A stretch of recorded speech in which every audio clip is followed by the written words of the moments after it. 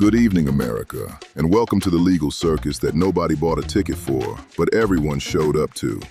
I'm Sterling Truth, and tonight we're talking about the Anti-Weaponization Fund, a nearly $1.8 billion taxpayer-funded piggy bank cooked up faster than a microwave burrito and currently frozen harder than a TV dinner in a walk-in freezer. Folks, this fund was announced, sued, paused, roasted by its own allies, and questioned by 35 retired federal judges, all in about 2 weeks. That's not a policy rollout, that's a speed run. Here's how this glorious saga began. President Trump, his sons, and the Trump Organization sued the IRS over a tax return leak. Normal enough, right? Except, and this is the part where you spill your coffee, the president is also the boss of the IRS. That's right, he sued himself. In government terms, from his own house. The result? A settlement where the Trumps get a formal apology and no money. But the American taxpayer coughs up $1.8 billion into a brand new fund to pay out. Trump's allies and January 6th defendants. They call this restitution. Sterling Truth calls this a glow-up for grievances. The Public Integrity Project was first to file a lawsuit to block the fund before the ink was even dry on the press release.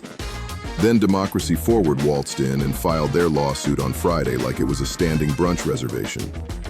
Both groups are calling this a slush fund. Brendan Ballou, a former DOJ special counsel, mind you, says the legal foundation here is shakier than a card table at a summer barbecue.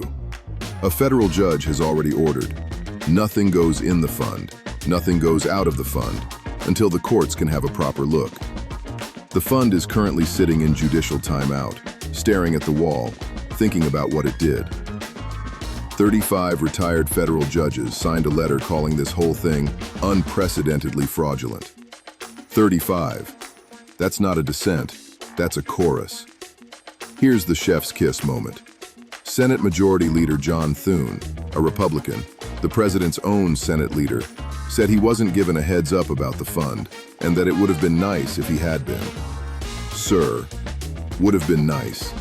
That is the most politely furious thing ever uttered in Washington, a city not known for politeness or restraint. Some Republican allies are reportedly urging the White House to scrap the whole thing entirely. Even the people who normally cheer the loudest are covering their eyes on this one. Meanwhile, January 6th defendants, including people convicted of assaulting police officers, are out here saying they deserve a slice of that taxpayer pie. The audacity is truly free-range and organic. What we have here, ladies and gentlemen, is a $1.8 billion monument to the art of, we'll figure it out later, that is currently being sued by 2 nonprofits, scrutinized by 35 judges, paused by a federal court, side-eyed by the Senate, and has yet to distribute $1 single. It came out of a lawsuit where the plaintiff is also the defendant's boss.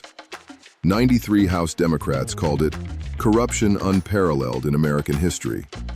The administration pointed to an Obama-era farm settlement as precedent, which is the Washington equivalent of saying, well, someone else had dessert before dinner once.